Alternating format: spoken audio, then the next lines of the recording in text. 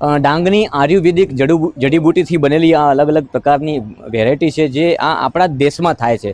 તો મારે અહીંથી આ પરંપરાગત વન ઔષધિ ઉપચાર કેન્દ્ર ઉપરથી એક સંદેશ આપવો છે કે હમણાં આપણા દેશનો એક સ્લોગન છે કે સ્વદેશી અપનાવો, પોતાના જ દેશમાં બનતી વસ્તુ ખરીદો અને દેશને મજબૂત બનાવો। સાથે સાથે તમે લોકો બનાવતા હો તો તમે પણ મજબૂત બનો।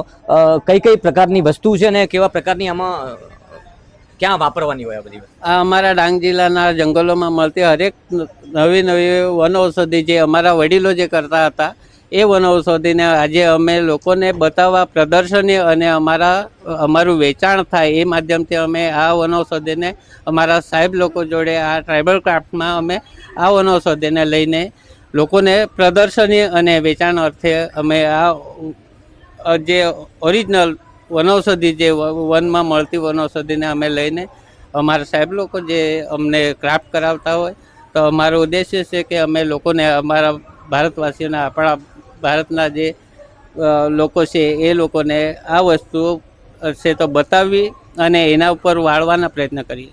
બિલકુલ, ટ્રાઇબલ ક્રાફ્ટ ફેસ્ટિવલ એ માત્ર અહીંયા એ શબ્દ પૂરતો ઉપયોગ ને વાંચવા પૂરતો નથી। આ અહીંયા ઊભો કરેલો આખો આ ફેસ્ટિવલ છે એ દેશમાં ઘણા બધા સંદેશો આપે છે કે જે પણ વસ્તુ આપણા જ દેશમાં બની રહી છે અને જેનાથી કોઈ આડઅસર નથી થતી, આપણી વનસ્પતિઓમાંથી બનતી આપણા ઋષિમુનિઓની પરંપરા છે અને એ પરંપરા આદિવાસી સમાજે જાળવી રાખી છે। ત્યારે ડાંગની આ આયુર્વેદિક જડીબુટીઓથી આ આખો તમે સ્ટોલ જોઈ શકો છો। અહીંયા અલગ અલગ પ્રકારની જડીબુટી છે, કેટલાકના નામ પણ આપણને ના આવડી શકે, પરંતુ આ આપણા દેશમાં અને આપણા જ દેશની છે, આપણી ધરતીની છે, આપણી ધરતીમાં ઉત્પન્ન થયેલી આ તમામ જડીબુટીઓ છે એમાંથી અલગ અલગ પ્રકારના આ પાવડરો બનાવવામાં આવે છે।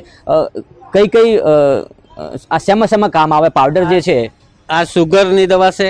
સુગર? હા, સુગર એટલે ડાયાબિટીસ જેને કહેવામાં આવે। કેટલો ફરક પડે આમ?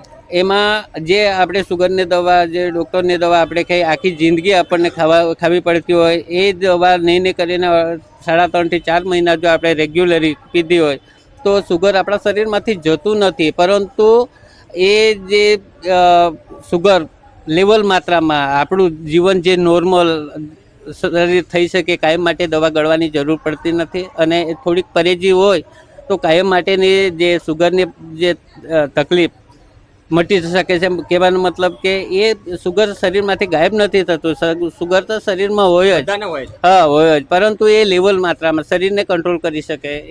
બિલકુલ, સુગરના ઇન્જેક્શન લઈ લઈને, દવાઓ લઈ લઈને આ જીવન આપણે ખાટલામાં પડ્યું રહેવું પડે છે અને આ જીવન મતલબ હવે સુગર વધી ગયું છે તો તમે આ આખી જિંદગી દવા લો, એ દવાથી આપણા શરીરમાં ઘણી બધી આડઅસરો પણ થતી હોય છે, પરંતુ જે આ જડીબુટીઓથી આપણા જ દેશમાં, આપણી ધરતીમાં ઉત્પન્ન થયેલી વનસ્પતિમાંથી જ્યારે આ દેશી ઉપાય કહી શકાય કે આદિવાસી સમાજ દ્વારા જંગલોમાંથી લાકડા લાવી અને અલગ અલગ પ્રકારની વનસ્પતિમાંથી આ બનાવવામાં આવે છે ને, આ ઋષિમુનિઓ પણ આ જ કરતા। પહેલાં ક્યાં હોસ્પિટલ હતી, ક્યાં ડૉક્ટરો હતા? ઋષિમુનિઓ આ જ દવાથી વર્ષો સુધી અહીંયા મતલબ કે આપણને સંસ્કારો આપ્યા છે, આપણી સંસ્કૃતિ જીવંત રાખી છે। એ આ જ જડીબુટીઓ એનું ઉત્તમ ઉદાહરણ છે, કારણ કે અહીંથી આપણા દેશમાં એક નવો સંદેશ મારે આપવો છે કે સ્વદેશી અપનાવો અને દેશ બચાવો।